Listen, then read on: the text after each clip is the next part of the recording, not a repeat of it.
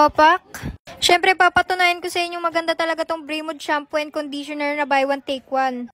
Kung sobrang dry talaga ng buhok nyo, tapos mukha na kayong bruha kasi sobrang buhaghag, ito talaga ba yung kailangan nyong i-check out.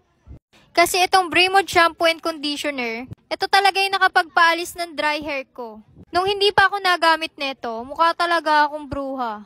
Wala lang talaga akong pera noon, kaya hindi ako nagpabudol agad dito.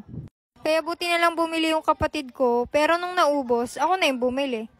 First time ko mag-video ng ganito, at hindi ko na-imagine na gagawin ko rin to para mapatunayan sa inyo. Pero mahilig ako manood ng gumagawa ng content na ganito. Kasi ang satisfying. Kasi short hair lang ako. Yung kanila kasi long hair. Kaya ang ganda pag binidyo. Kung nagdadalawang isip ka pa rin bumili nito, ganyan din ako nung una. Kaya mag-check out ka na, pindutin mo lang sa caption ko yung S-Find. Yung video na yon may yellow basket. Pindutin mo lang yung yellow basket, then buy now.